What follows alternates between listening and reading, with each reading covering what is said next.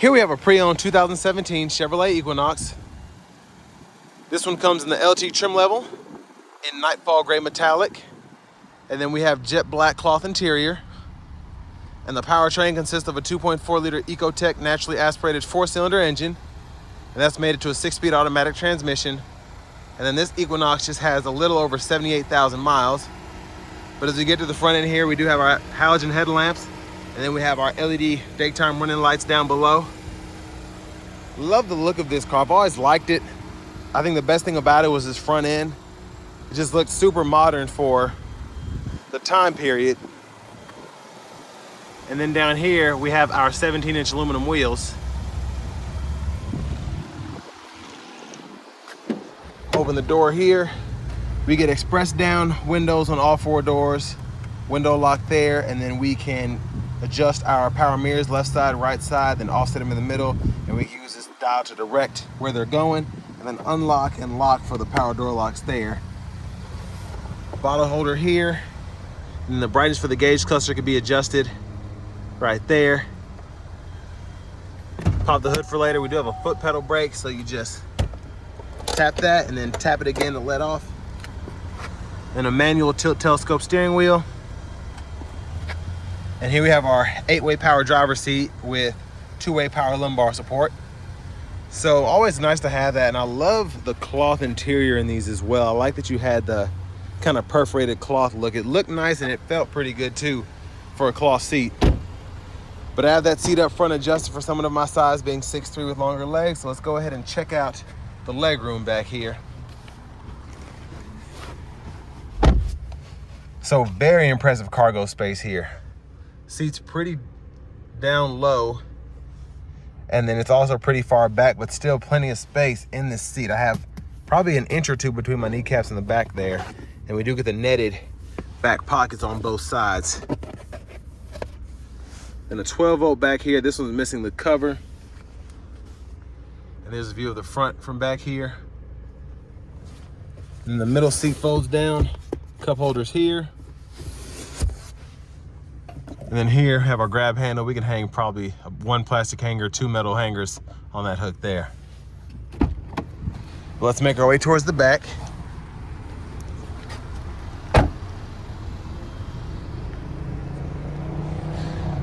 And there's the back end there.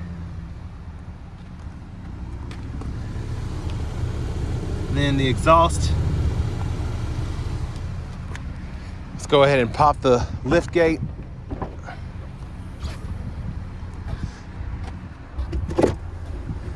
And then here we have our spare tire underneath.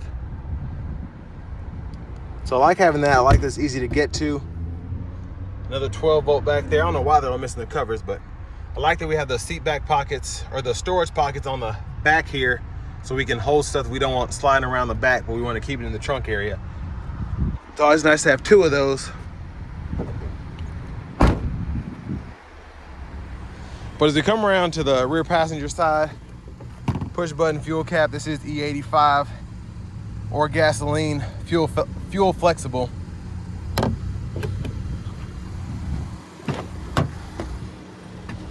And then we can pull this here, fold that flat.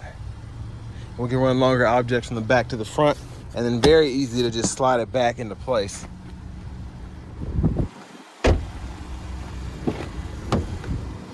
And then front passenger side, we get a 4-way manual seat here. That's about as far as it'll go forward. So you don't get that flat fold capability, but if you need that little extra room, you can do that. And I do like that we have the side pockets here on the center stack. That's nice. And then glove compartment here. Owner's manuals are still in this one, in pretty good storage space. But let's go back around to the front, take a quick look in the engine bay. And there's that 2.4 liter naturally aspirated 4-cylinder.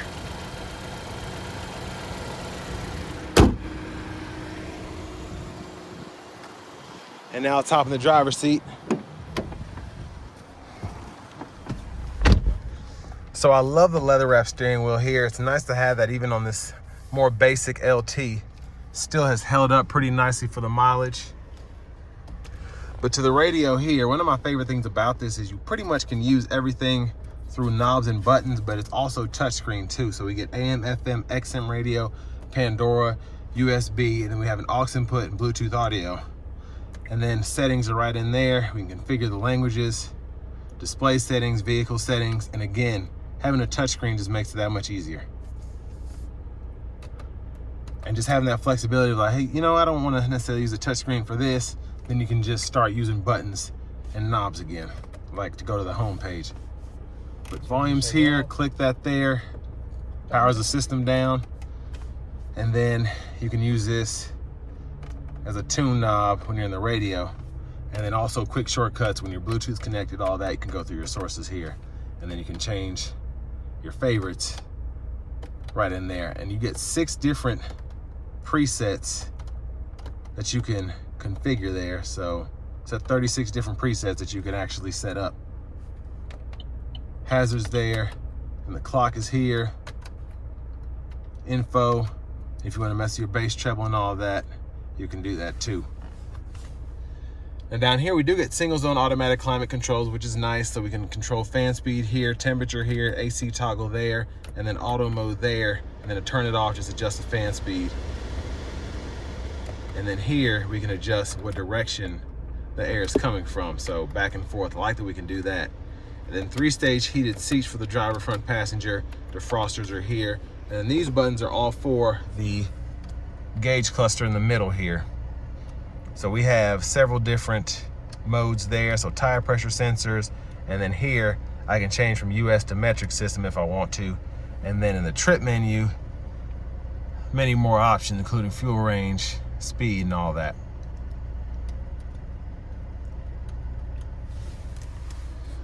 But we do have a 12-volt way back in there, eco mode toggle there, and then for the shifter, hit the brake, pull the lever, reverse, neutral drive, manual mode, and you can manually shift here, and it'll show you what gear you're in that bottom left part of the digital gauge cluster.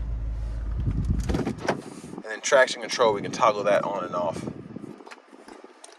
Center console, cubby space. I always like these Equinoxes and Terrains because around this time you had that huge light that just kept it so illuminated in there. So you can see that USB-A and aux input. And also, if for whatever reason you keep your like registrations or your ID in the middle part there and there's a lot of stuff going on, it's easy to find what you're looking for. There's a view of the back from up here. And then here we have our dome lights. OnStar's here, and there's our vanity mirror, and then back to the steering wheel, blinkers, headlamps, corners, auto, turn that auto mode on and off by doing that. High beams are there, we want to make sure the lights are on, toggle those on and off, and then flash.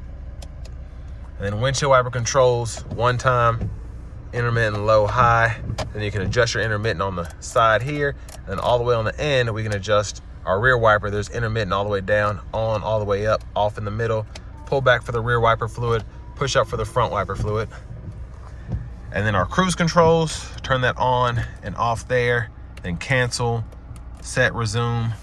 And then we have voice recognition up here, mute down here, and then both of these serve as Bluetooth mode, Bluetooth controls when your phone is on. And then we can go through our favorites here and toggle our sources by clicking that button. And then we have volume we can adjust there.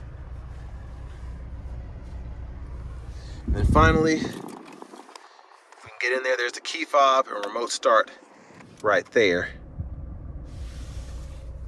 But next, let's go ahead and take this 2017 Chevrolet Equinox LT out on the road for a test drive.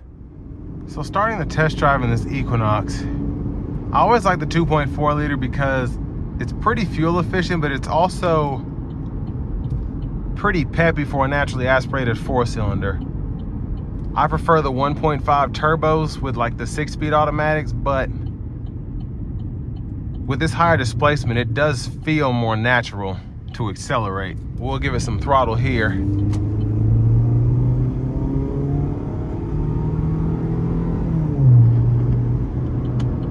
So again, this feels more natural and still pretty peppy. With the turbo engines, A lot of the times the miles get up there, they don't spool as much and you sense a little loss of power, but here you really don't get that big of a difference.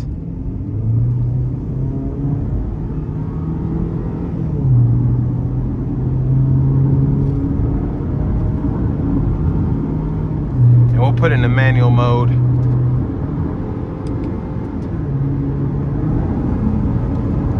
Now if you put your foot into it in manual mode, it will downshift for you if you give it too much. But other than that, it listens to the shifts for the most part. It's pretty quick to do so.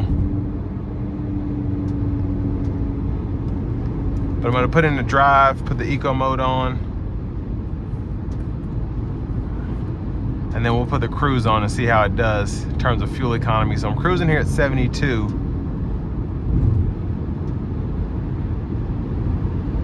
Getting right at, as we hit this downhill slope, we're getting right at 45 miles per gallon. So you can expect that 32 miles per gallon that the EPA estimated. And as it flattens out, it's getting closer to 36.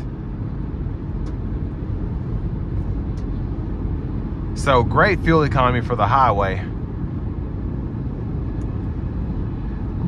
And I think it's nice that you get that out of a 6-speed automatic.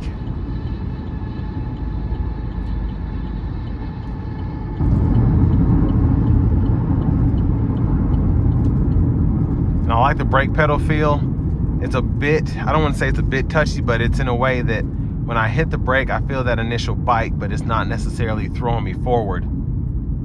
It's just very controlled, very nice feel, even with this 78,000 mile odometer. Now I think that the Equinox is a pretty good bargain, especially used, because you're still able to get great fuel economy. And for people who are kind of trying to shy away from turbos because they don't like them or they're not sure about the reliability, you have this vehicle that's probably a little bit more inexpensive and a little bit easier to work on. So there's that. And it's just also, it's nice to have the space in these. These have always been very roomy for the segment.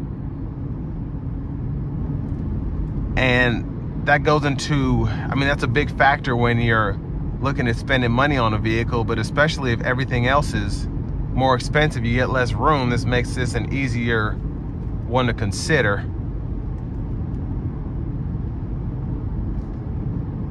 But I mean, for the most part, again, one of the perks of this is that it's extremely simple to work on. And if you get an extended warranty or something like that, that doesn't even have to be your problem. But especially if you have a good mechanic, you might be able to wing it, and if something needs to be fixed, you'll be able to get a bargain as opposed to taking it to the dealership or something like that. But I always just try to get a warranty when applicable, because it just makes it hassle-free, and then you have access to loaner cars and shuttles, things of that nature.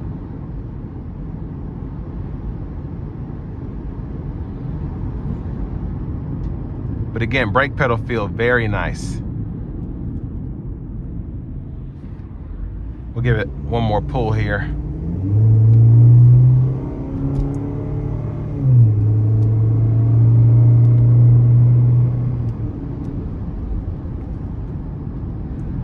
But compared to the Escape, the CR-V from Honda, I mean, they were all pretty similar around this time. Just some had certain features compared to others, which is pretty much the same today.